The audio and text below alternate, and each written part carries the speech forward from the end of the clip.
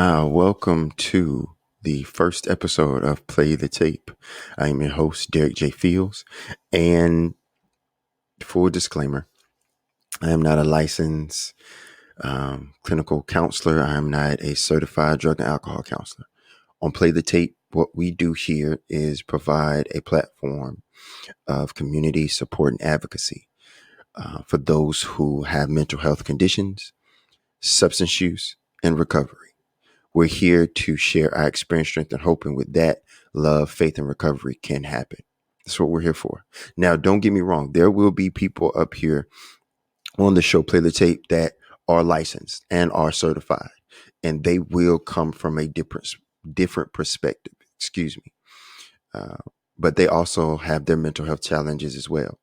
Most of the people that I will be interviewing and talking to will be coming from a perspective of keeping it mostly on themselves because we're not therapists.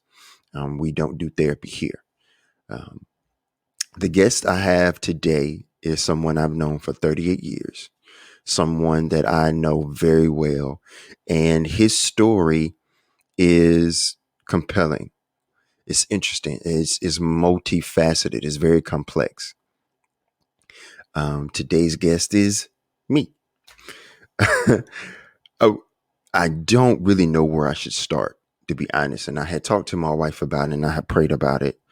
And my wife was like, why don't you just talk about the concept of Play the Tape and the idea where it comes from, just to start things off. And then you can get into your story anytime you want. It's your show. And I was like, that's a good idea because I would be all over the place with my story. And I just want to give some background about where Play the Tape came from and what it's about. So you heard me talk about how it's a platform for support, advocacy, and community. And it is. And it's a place where people who have mental health, substance use, and recovery can come share their testimonies and share their experience, strength, and hope.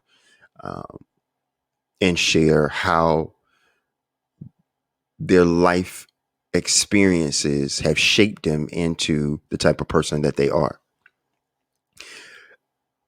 Play the Tape is just that. It's a safe place. It's a place that you can come and share however vulnerable you want to, whatever's in your heart to share. For instance, born and raised, I was born in Greenville, raised in Chakawinity, North Carolina. And I come from a 60-40 or 70-30 home. I'm like, what's that? What's 70-30, Derek? It's all my needs were met as far as I never wanted for food, clothing, shelter. I never wanted for gifts for birthday and Christmas. I had loving parents, but I also came from an abusive household, alcoholic household. And I took my first sip of alcohol maybe around 5 or 6. It was beer. I didn't like it. I can remember that. And the reason that I'm giving this is because this is what Play the Tape is. It's transparency, it's vulnerability, it's accountability, it's responsibility for the good, bad, and indifferent that the world has shown us. As one of my friends put it, life is lifing. And that friend will be on the show at some point because she has an extraordinary story as well, which all my guests will. So getting back to lifing, it was very hard to grow up in that home of that unpredictability at that time.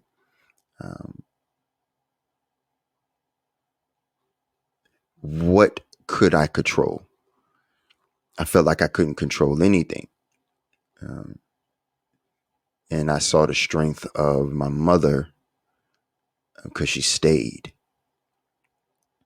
And I saw her go through a lot of hell. I went through a lot of hell. So did my brother. But then I saw how my father grew and he changed from being the type of person he was, to being a God-fearing man, to having God come into his heart and change him. I saw that. I saw the strength of my mother, and that was nothing but God, for her to stay through all that and endure all of that, because she didn't want to move her children in and out of different homes, and having us not being settled and having security and being stable. I never condone what my father did, but I understand. And you're like, how do you understand that? Because in my journey of addiction and that disease, our paths are similar in the fact that we both served our country. My dad is a Desert Storm vet. I am a Iraqi freedom vet. Uh, Iraq and Afghanistan. And that changes you. You lose yourself over there.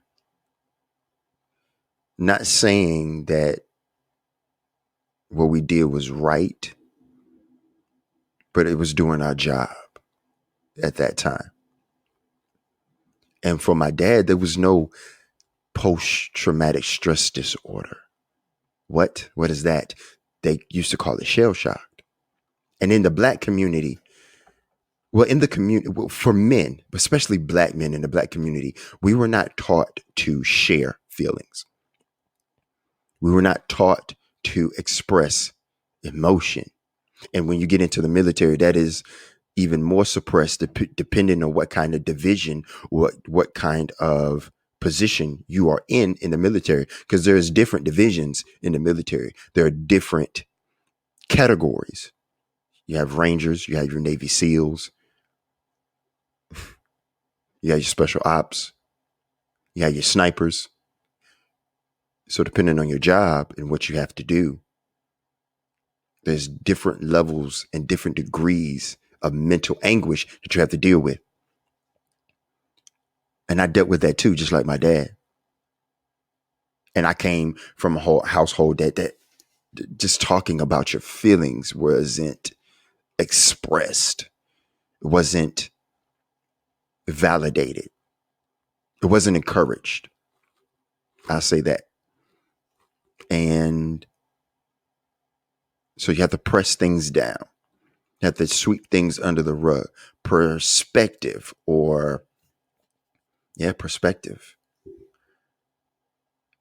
Not perspective, but what's the word I'm looking for? Presentation.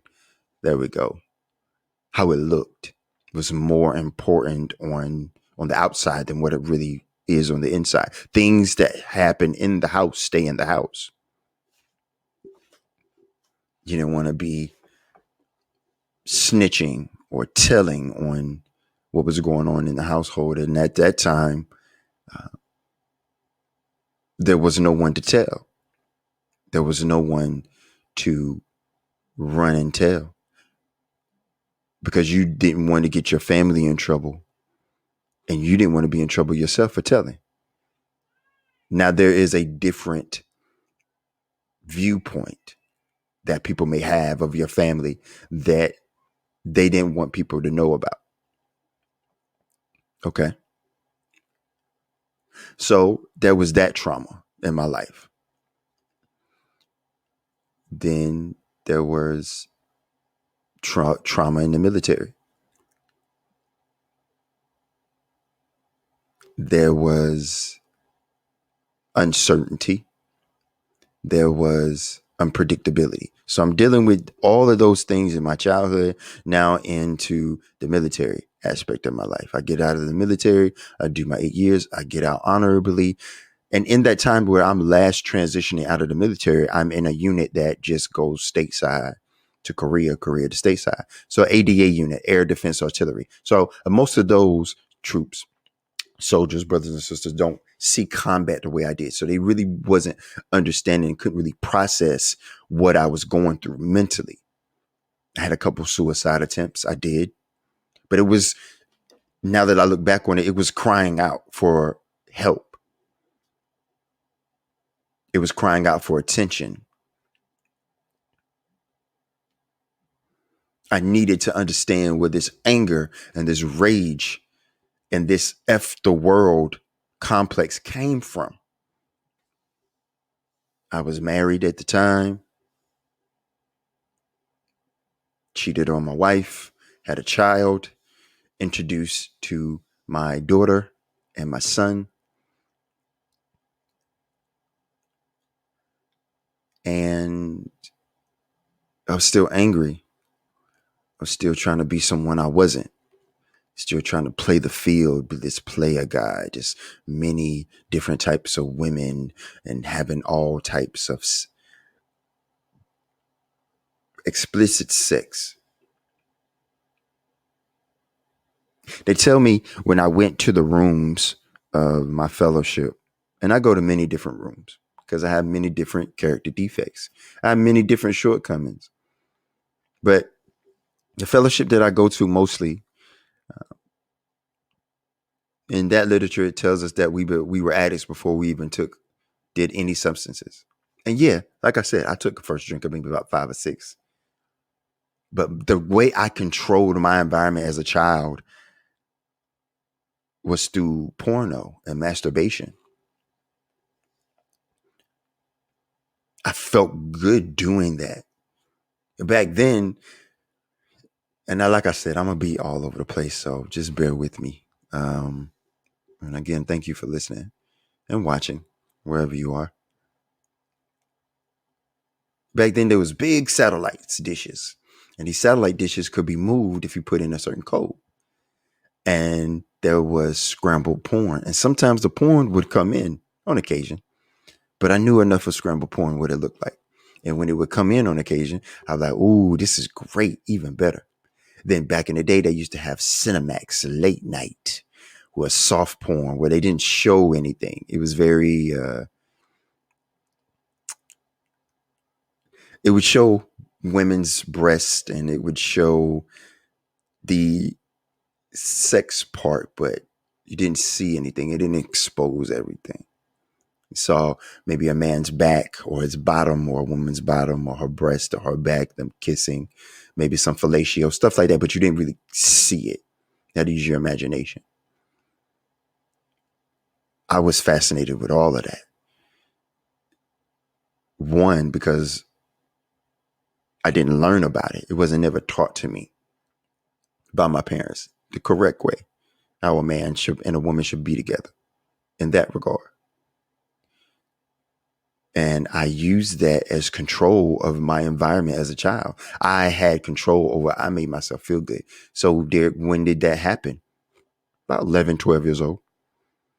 I started watching porn and I started masturbating. I started gratifying myself physically. And I have been addicted to porn and masturbation and women and sex for as long as I could remember. So now I have the childhood trauma. I'm starting that addiction in sex, in women, in feeling good in that way, having that pleasure and a numbing, if you will, to a degree where I can escape from whatever my reality is. Now back to the military aspect of it, back to that point where now there's 2 tours that are done in books. I lose 2 brothers. I have had to defend my unit, had to defend my convoy, had to defend the people that I'm with because it's them or me. That's what I was told. So I was trained to believe in countries that didn't even want me there. And I had no right to be in. But that's a later time. That's a story for a later time. So married, coming back from Korea, and that's when everything just hit. And at that time, my wife she was deployed herself. And I was still trying to be this playboy, just still trying to see what different sexual exploits I can get into, seeing how far I can take it. And now, okay, what substances can I take, can Derick take to make sex even more grateful? and more explosive and pleasurable than it already is being sober. Okay, marijuana, good. Drinking, has its place. Marijuana, really good. Different pills, acid, shrooms. And this is through different times in my life that I'm taking these different substances. And so far, marijuana, and maybe a pill or two here, coupled with a joint or a blunt or a bowl or a shot. What combination? What about syrup, codeine? Double cupping. What about that? Let me try that. Now, acid and mushrooms, not so much when it comes to the sex part, but I get to experience different things. So now I got that. I'm dealing with that. Dealing with the fact that now I'm in a relationship with a woman. She has a beautiful 5-year-old daughter that I love. Is still my baby to this day. We have a child. Divorce happens. Trying to deal with that. My unit is against me. Trying to keep the household going. Trying to use my benefits to go to school, and still not understanding where this rage and this anger and this resentment comes from, and this F the world complex. Because I really haven't dealt with anything. I hadn't dealt with the trauma I experienced in childhood. I hadn't dealt with the fact that I love sex and I love women, and anything towards that I can experience, I'm about it. I'm with it. Sex dungeons, sex, different pockets in society where you can go to have different pleasures met by different types of women. I was there in Korea, Germany. I was there in the States. I was there. I wanted to be a part of it. So cocaine came about. So me, and my kid's mom, we had separated and split up, and the divorce happened with my wife, and I moved an hour and a half north, and this is all in Texas. So coming from San Antonio, coming from Killeen to San Antonio to Round Rock, boom, Austin. Now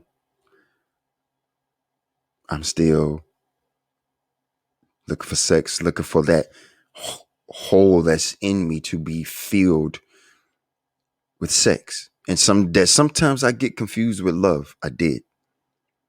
Because there was this hole in me that could never be fulfilled, that could never be filled up. And I was like, hey, well, if I got money, if I got women, if I got drugs, if I got a nice place, a nice car, I'm doing okay. There's nothing unmanageable about that at that time. It was very well managed. And then you was like, okay, so how did it escalate with the sex? Well, back then at some point you could do phone chat.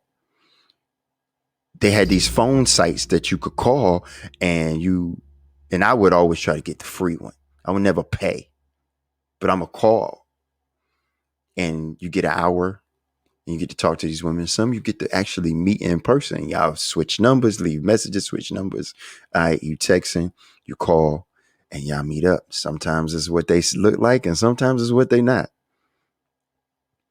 And sometimes I was mad, and sometimes I still had sex, still smoked, still popped a pill or two, still had a shot or two, and I still enjoyed myself because I was like, I'm not going to waste a moment.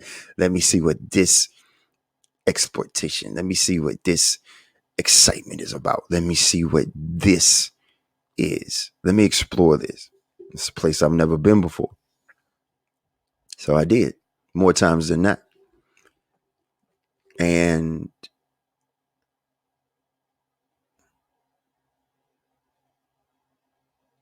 then I got to a place where I was done with that. I was tired of that. Then, of course, online, you can meet people online. Craigslist, tags, different things like that. You could go to and post ads and put a profile together, and you can meet people that way too. Then it escalated to escorts, where now, wait. What are you saying there? Did you pay for sex? I did. I sure did. And I didn't give a damn what you thought about it. I didn't care. Because now I don't have to go to no bar or put on an air or put on a representative or fake the funk or buy all these drinks, smoke you out or whatever to not get anything. Nah, I'm good with that. Let's cut that out. So let's make a deal. Okay, this is the time that I'm paying for. And in that time, this is what I want to do. Hour? Sure. This, that, and the third? Absolutely. Do you do party favors? What does that mean? Do you party? And what kind of partying do you do? Because everybody parties differently. And everybody party might not line up with your party. Everybody party lined up with my party because I always wanted, hey, if I'm feeling good, I want you to feel good too.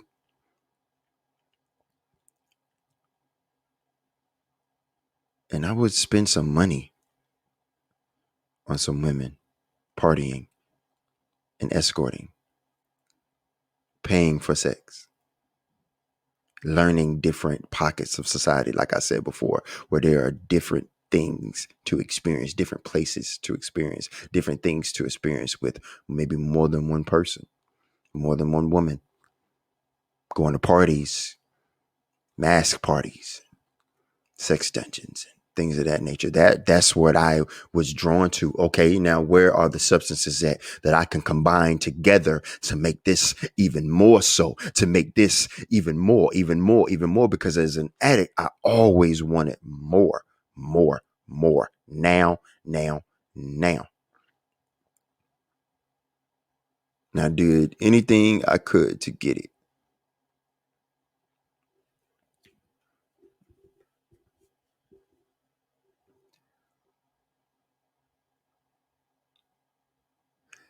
Crack cocaine hit, and I know we're not supposed to be drug specific, substance specific. But for me to be as open and honest as I can, I have to tell on it. I have to tell. That's what keeps me clean. That's what keeps me in recovery, is I have to tell on it. And the more I tell, the less power it has. So crack cocaine stuck. Let me back up for a second. So before that, it was methamphetamines. It was meth. Okay. I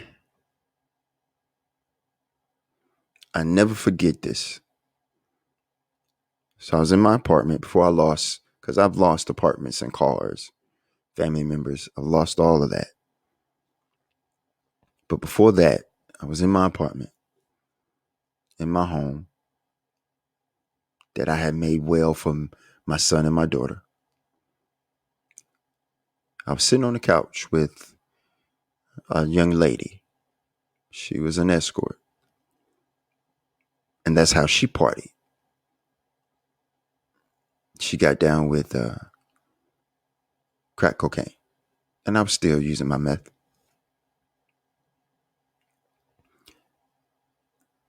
I wanted to see what that was like.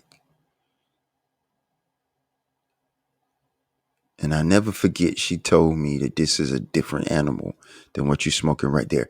And please, I don't minimalize anyone's addiction to whatever that may be, where if it's sex, porn, food, shopping, gambling, whatever your substance or choice is. I don't minimalize it. I don't. I was the type of addict. I'm addicted to everything. I'm addicted to more, and I need it now. So please do not misconstrue that. That is not what I'm trying to say. I had empathy for all of my people who have mental health and substance use challenges. I do. I have them both. I'm dual diagnosed, meaning I suffer from PTSD, MDD, and I have substance use disorder. So MDD is major depressive disorder and post-traumatic stress disorder. I'm with you. Anxiety, depression, high. So I minimalize no one's addiction to whatever that may be. She was just telling me from her experience that this is a different animal. This is a different monster. And it was for Derick. As soon as I took that first hit of that crack cocaine, it was different. I left the meth alone. Every now and then I would still smoke it if I wanted to boost my high, or I was bored, or I ran out of crack cocaine that was meth. I would do it. Absolutely. I would still pop pills. I would still take a shot. I would still smoke marijuana. I would still do whatever it took to get high so that sex, even with someone or with myself, could be as pleasurable as it possibly could.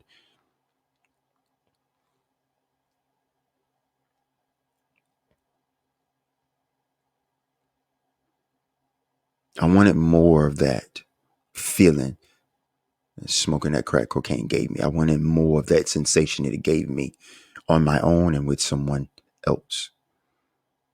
But it turned me into a person that I didn't recognize. It turned me into a monster.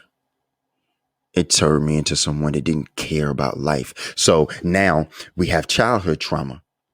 We had those adverse effects. We got me the start of masturbation and porno and sex. Military trauma.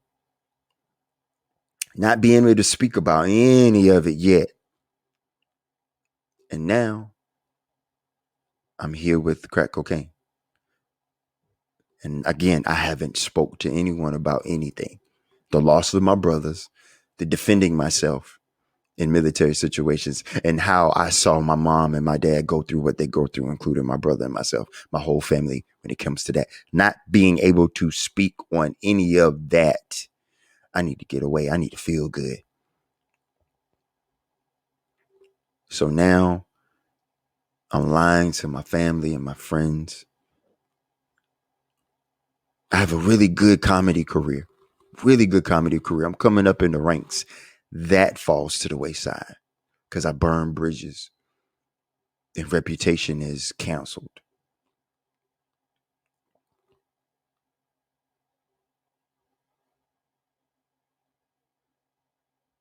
I'm pawning my son's stuff, my stuff, paying it back, pawning it again, paying it back, pawning it again. So now, not only do I have the financial obligation of bills, not only do I have the obligation of being a parent to my son and my daughter, now I have, on top of the sex addiction, which costs me money, I have this crack cocaine addiction, which costs me money. Because now I'm not only am I spending just for one, I'm spending on both. I'm spending on both. Give us an example there. What you mean on both? So, and I had regulars that I went to, and I was their regular, and they were my regulars. So, okay, let's take a regular for instance. Uh, let's call her L. So, I had a few L's. So I would call up L, and L did what she advertised that she does in her time that we spend together. Cool, that's what I want. So we would watch porn and we would smoke and drink and have a good time, and we would get down. We would have fun. We would play. So for, let's just say, an hour, for what I wanted and what I was learning that I wanted, because it grew over time. So for an hour, let's just say $250. I get it. I get everything that I want to do, all the playtime I want in this time that we're spending together in this hour for $250. Now, on top of that, to make her feel comfortable. Whatever she is doing, whatever Elle is doing for her party favor, I'm gonna pay for that too. So even if it is my party favor, which is crack cocaine, it might not be. She might want to do something else. She might want to drink and smoke weed, or she might want to pop some pills, or she might want to smoke meth. Whatever she wants to do, I'm going to accommodate that because that's the kind of guy I am.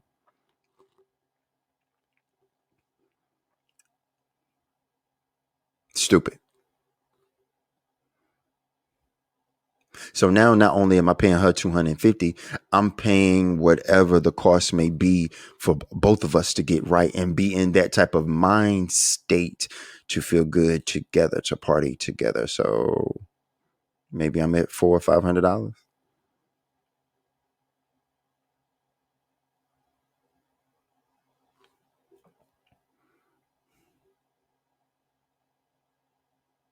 I've spent thousands and thousands and thousands and thousands of dollars on services, escort services, thousands and thousands and thousands of dollars on drugs. More time than not, the things that I planned did not go well. And because I'm frustrated, I'm irritable because I didn't get what I wanted. I didn't get to the place I wanted to be. I didn't climax where I needed to, or I couldn't perform. Now I'm back at square zero.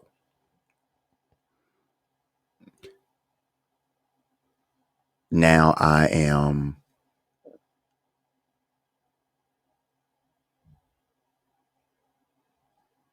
trying to figure that out. I need to get it back. I need more. I want to get it back. I need to feel good. I need to feel good. I need to get it back. I want to feel good. How do I get it back? Got to do the same thing again. Insanity, right? Now friends and family are gone. Missed out on my son's birthday twice. Missed out on my daughter's life, her graduation. Stealing from folks, stealing from Walmarts and Targets to not only to eat, but to barter for the next one and the next one.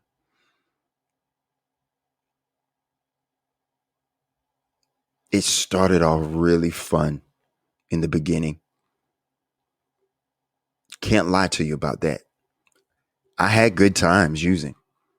I'm not going to sit here and lie saying I didn't, but it got to the point where it became paranoid and scared and uncomfortable. I was homeless, living in my car, sleeping in dirty hotels, being filthy, not washing myself, not showering, not brushing my teeth, not eating well. I was dying. I did die. I died twice.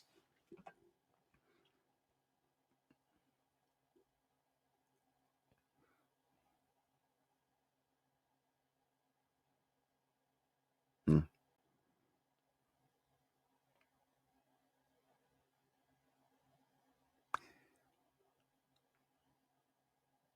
But I'm thankful that I'm here now.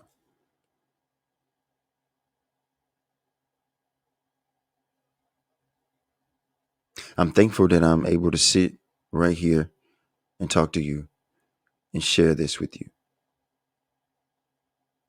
Oh, I recover daily, moment to moment. I pray, I meditate, I read my literature, I read my Bible, I be of service to other folks. I get outside of myself. There are relationships that are slowly but surely coming back because all the thing I can do is keep my side of the street clean and keep doing the next right thing even when no one's looking. I have to. Because if I don't, my disease will come up on me, attack my mental,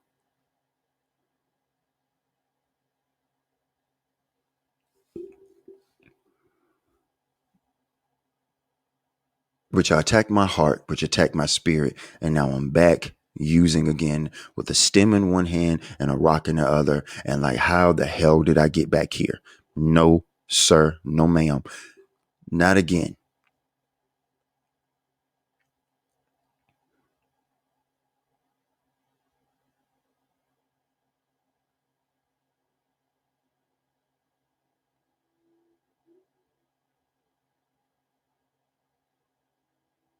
What do you do for your recovery? I go to meetings. I have a therapist. For me, therapy is very important. Therapy and going to my meetings are one and the same for me. They are what help me process the things that Derick needs to process and to play the tape on good, bad, and indifferent situations that I may be thinking or I may be feeling. Because everything I think ain't good. And I need to hear that from with love, of course, and compassion and empathy. Took me a while to find me a good therapist that just wasn't there for a check or wasn't looking at the clock or wasn't treating me like a number or a statistic. Someone who actually cared about my journey and what I was going through and was there to hear me and even there for me to cry, because I cry. Oh, I've cried a lot.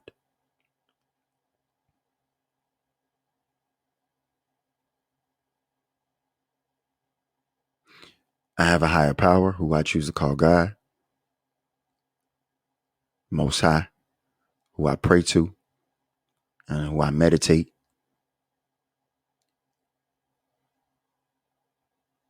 And guides me to continue my journey of recovery, getting the help that I need, reaching out to folks, reaching out to other people with mental health and substance use challenges like myself, being of service, giving back to the community, being here right now. Like, this is me being of service. This is therapy for me. This is what we do. No, not for likes or clicks or follows or monetary gain. Nah. To give hope to someone out there that was stuck, who is stuck, and think, how do I get out? Reach out. You ask for help. You let people know, regardless of how embarrassing you may think it is. And it's going to be embarrassing. I'm not going to lie to you. But who cares? I need help. I have a mental health condition and I have a substance use problem. One or the other or both. You reach out. You do not have to deal with that alone. And that's what I had to figure out. I had to understand that there are people that are like us that have been through the fire. They have been in that pit. They have been in that hole. They don't mind jumping down there and jumping down there because they know the way out. I'm sorry. I'm just passionate. Excuse me for stuttering.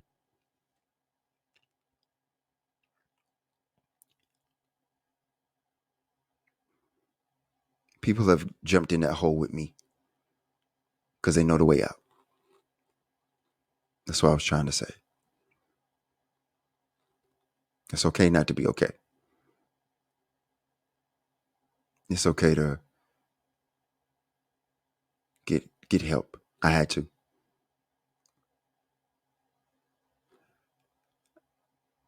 When did I have to realize that I needed help? When I was stuck in front of the gate and I was trapped in a basement. I didn't want to be stuck in front of that gate anymore.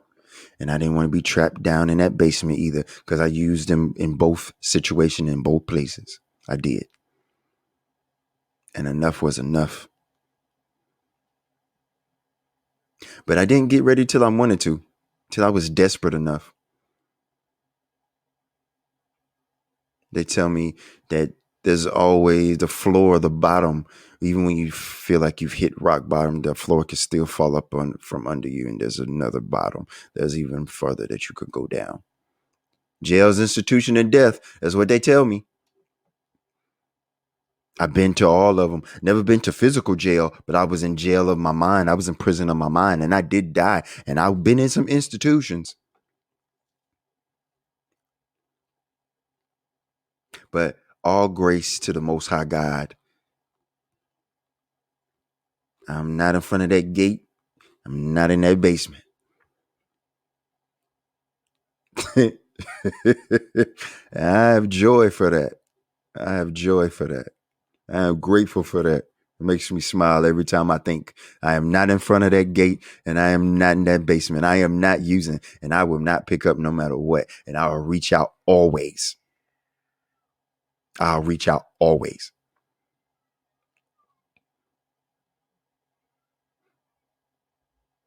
Well, that's my time for right now. I'll have more for me later.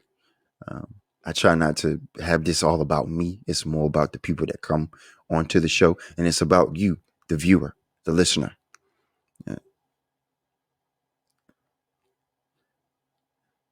Look, if no one's told you today that they love you, I love you.